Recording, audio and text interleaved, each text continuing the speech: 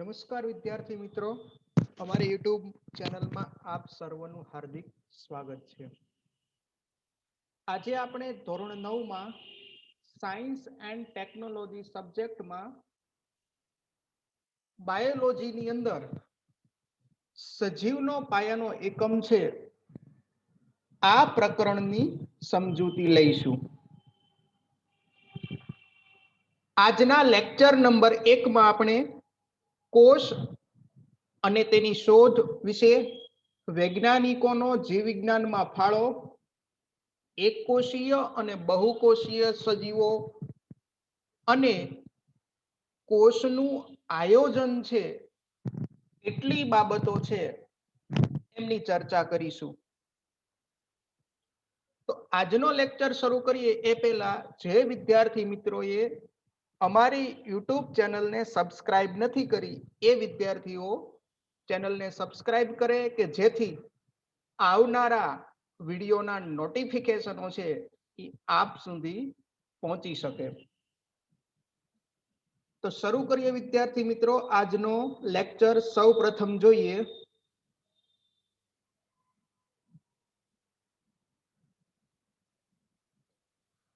કોષ શબ્દનો અર્થ અને એની શોધ વિશે માહિતી।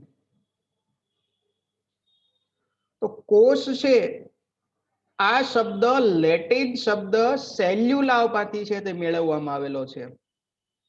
વિદ્યાર્થી મિત્રો યાદ રાખીશું કે કોષ શબ્દ કયા શબ્દમાંથી મેળવ્યો છે, તો 1 માર્કમાં પૂછાઈ શકે। તો કોષ શબ્દ એ લેટિન શબ્દ સેલ્યુલા માંથી છે તે બનેલો છે, જેનો અર્થ થાય છે સ્મોલ રૂમ એટલે કે નાનો ઓરડો।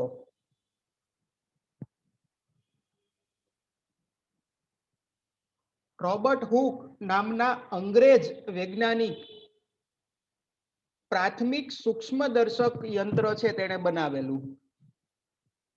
રોબર્ટ હુક નામના અંગ્રેજ વૈજ્ઞાનિક હતા, એમણે પ્રાથમિક સૂક્ષ્મદર્શક યંત્ર બનાવ્યું જાતે, અને તેની અંદર બાટલીના જે બૂચ, ઓક વૃક્ષની છાલની બાટલીનું જે બૂચ હતું એના પાતળા છેદનું છે તે નિરીક્ષણ કર્યું।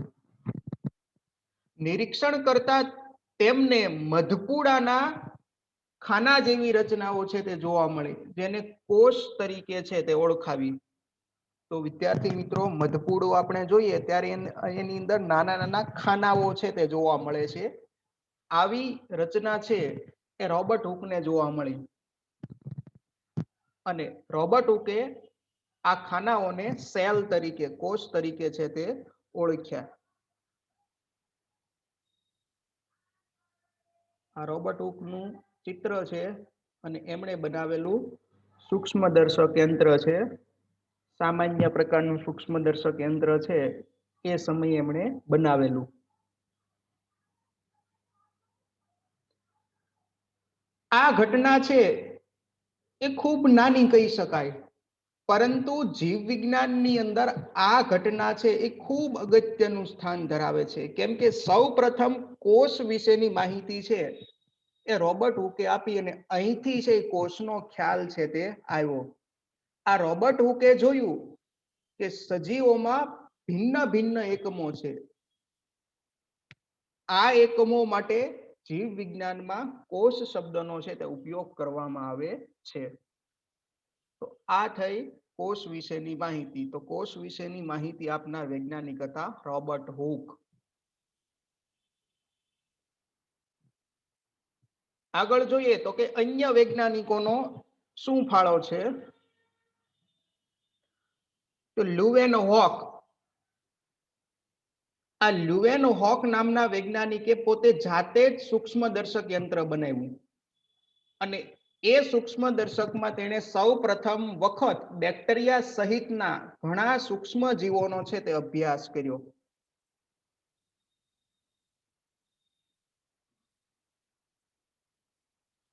તેમણે સાદા સૂક્ષ્મદર્શક યંત્રમાં ઉપયોગ કરી અને કોષ કેન્દ્રનું છે તે નિરીક્ષણ કર્યું। ત્યાર પછી બીજા વૈજ્ઞાનિક જોઈએ રોબર્ટ બ્રાઉન।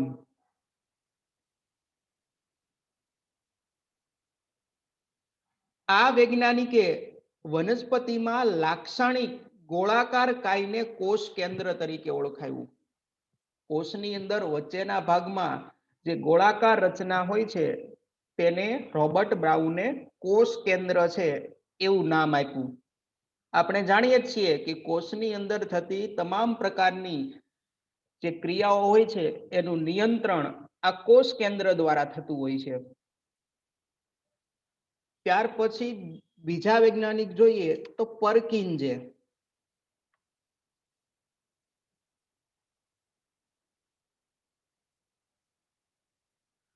આ વૈજ્ઞાનિકે કોષમાં રહેલા જીવંત પ્રવાહી દ્રવ્યને પ્રોટોપ્લાઝમા એટલે કે જીવરસ એવું નામ છે તે આપ્યું. કોષ કેન્દ્રની ફરતે છે એ આપણે જાણીએ છીએ કે ઘણું બધું જીવંત દ્રવ્ય છે તે રહેલું હોય છે. આ દ્રવ્યની અંદર કોષની જુદી જુદી ક્રિયાઓ કરવા માટેની જે કોષીય અંગિકાઓ છે એ આવેલી હોય છે. તો આ પ્રવાહી અને જીવંત દ્રવ્ય જે હતું તેમને જીવરસ તરીકે છે તે પરકિન્જે ઓળખાયું. તો કોષમાં રહેલા જીવંત દ્રવ્યને જીવરસ પ્રોટોપ્લાઝમ તરીકે ઓળખાવનાર વૈજ્ઞાનિક હતા પરકિન્જે. ત્યાર પછી આગળ જોઈએ તો શેલ્ડન અને સ્વોન.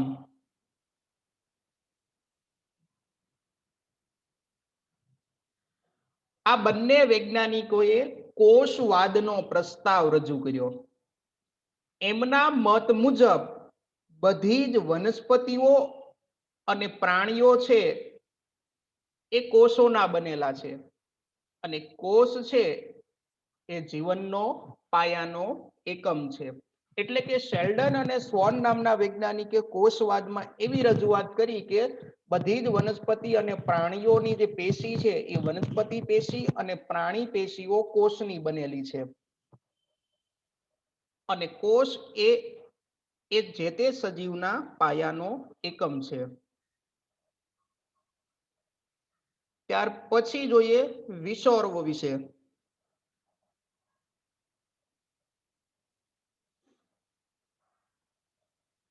વિષોર્વ વૈજ્ઞાનિકે આધુનિક કોષવાદ છે તે રજૂ કર્યો. એમણે સમજાવ્યું કે પૂર્વ અસ્તિત્વ ધરાવતા કોષોમાંથી નવા કોષોનું સર્જન થાય છે. જે પહેલાથી જ અસ્તિત્વમાં આવેલા કોષો છે એમાંથી જ નવા કોષો છે તે બને છે.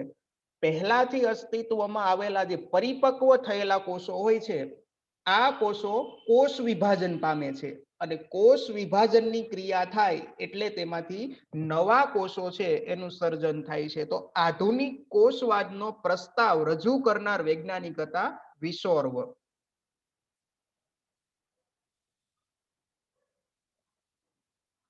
ત્યાર પછી જોઈએ તો કેમેલો ગોલ્ગી.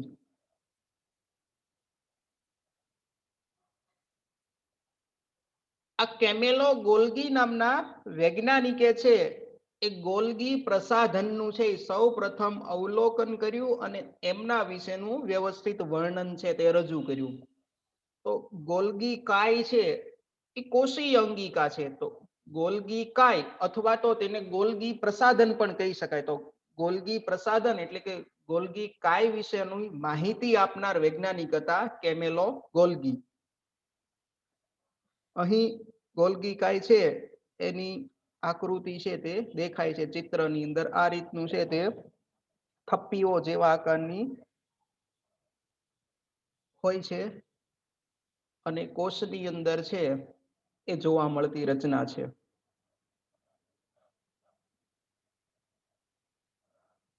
હવે કોષીય માહિતી પછી હવે જોઈએ એક કોષી સજીવો અને બહુકોષીય સજીવો વિશે. સૌ પ્રથમ શીખીએ એક કોષીય સજીવો.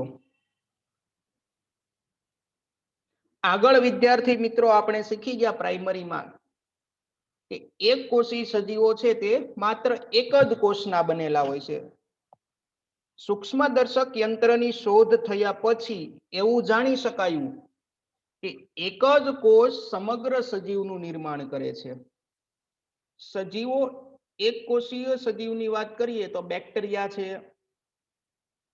ક્લેમિડોમોનાસ, અમીબા, પેરામિશિયમ વગેરે છે, આ બધા એક જ કોષના બનેલા છે, માટે એમને એક કોષી સજીવો છે તે કહેવાય છે. અહીં ચિત્રની અંદર પેરામિશિયમ અને બીજું ચિત્ર અમીબાનું છે તે આપેલું છે, જે માત્ર એક જ કોષનું છે તે બનેલું સજીવ છે. એક જ કોષ બધા કાર્ય કરી સંપૂર્ણ સજીવ તરીકે વર્તે છે. વિભાજન દ્વારા તેના જેવી જ સંતતિ સર્જે છે, એટલે કે પ્રજનનની ક્રિયા તેઓ વિભાજન પદ્ધતિ દ્વારા છે તે કરે છે. એક પરિપક્વ પિતૃ સજીવ છે એ કોષનું છે વિભાજન થાય છે અને તેમાંથી બીજા નવા સજીવો છે એ ઉત્પન્ન છે તે થતા હોય છે. નાના નાના ટુકડામાં કોષ તૂટી જાય એટલે દરેક કોષનો ટુકડો સ્વતંત્ર સજીવ તરીકે છે તે વિકાસ પામી અને પરિપક્વ સજીવ છે તે બનતો હોય છે. ત્યાર પછી જોઈએ બહુકોષીય સજીવો. એક કરતા વધુ કોષના બનેલા હોય એ બધા બહુકોષી સજીવ કહેવાય. દાખલા તરીકે જોઈએ તો ફૂગ, એમાં ઈસ્ટ છે એનો સમાવેશ થતો નથી, કેમ કે ઈસ્ટ નામની ફૂગ એક જ કોષની બનેલી છે. તો ઈસ્ટ સિવાયની બધી ફૂગ, બધી જ વનસ્પતિઓ, બધા જ પ્રાણીઓ એ બહુકોષીયો છે.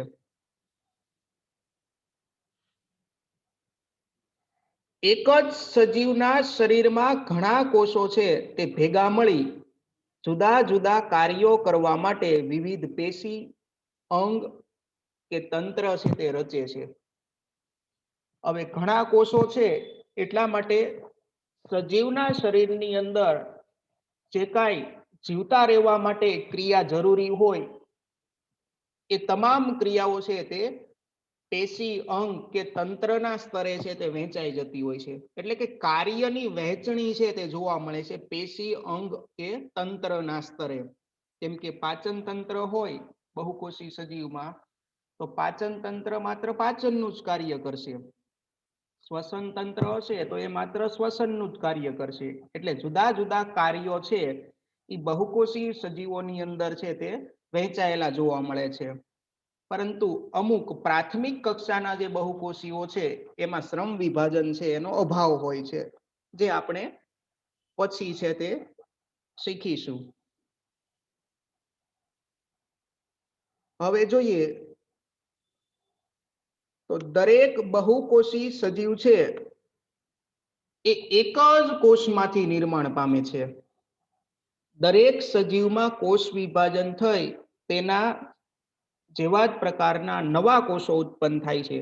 આમ બધા કોષો પૂર્વ અસ્તિત્વ વાળા કોષમાંથી જ ઉદ્ભવે છે. આધુનિક કોષવાદ જે કિશોરવય આપ્યો તેમાં આ બાબતનો છે તે ઉલ્લેખ થયેલો છે કે તમામ કોષો છે એ પૂર્વ અસ્તિત્વ ધરાવતા, એટલે કે પહેલા જે કોષો હતા એમાંથી જ છે તે બનેલા હોય છે કે ઉદ્ભવેલા હોય છે. તો આ થઈ ગયું એક કોષી સજીવ અને બહુકોષી સજીવ વિશે. ત્યાર પછી આગળ જોઈએ તો કોષનું આયોજન કેવી રીતે થાય છે.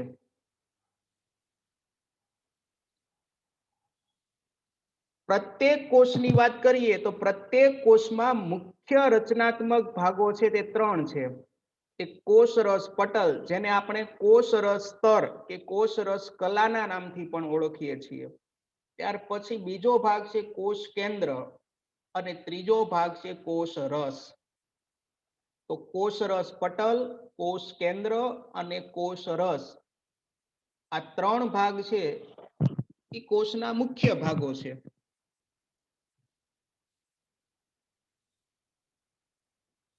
અહીં તે કોષની ચિત્રાત્મક રજૂઆત જે દેખાય છે તેની અંદર કોષની ફરતેનું જે આવરણ છે એની બોર્ડર જેને આપણે કહી શકીએ એ કોષરસ સ્તર છે. વચ્ચેના ભાગની અંદર જે ઘટ્ટ રચના છે એનું કોષ કેન્દ્ર છે અને એની આજુબાજુ નાની નાની અંગિકાઓ પ્રવાહી સહિત જે આવેલી હોય છે એ તમામને કોષરસ કહેવામાં આવે છે. તો આમ કોષના ત્રણ ભાગ પડે છે.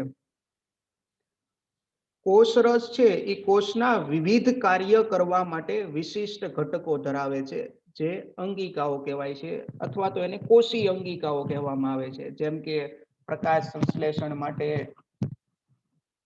છે એ હરિત કણ આવેલા હોય છે, ઉર્જા મેળવવા માટે કણાભ સૂત્ર આવેલું હોય છે, પ્રોટીન સંશ્લેષણ માટે રિબોઝોમ આવેલા હોય છે. એ તમામ શું છે? કોષીય અંગિકાઓ છે, જે કોષ રસની અંદર છે એ છૂટી છવાઈ છે એ વેર વિખેરણ પામેલી હોય છે. દરેક કોષની અંદર કોષના કાર્યને અનુરૂપ છે તે અંગિકા હોય છે. ઉદાહરણ તરીકે અહીંયા કેટલાક આપ્યા છે કે કણાભ સૂત્ર છે, અંતઃકોષરસ જાળ છે, ગોલ્ગી પ્રસાધન છે, લાઇસોઝોમ, રિબોઝોમ વગેરે. આમ વિવિધ અંગિકાઓ સહિત કોષરસ, કોષ કેન્દ્ર અને કોષને ઘેરતા કોષરસ પટલ દ્વારા કોષનું છે તે આયોજન છે તે થાય છે. તો આ 3 સ્તર છે તે યાદ રાખીશું કે કોષરસ, કોષ કેન્દ્ર અને કોષરસ પટલ એ છે એ કોષનું આયોજન છે તે કરે છે.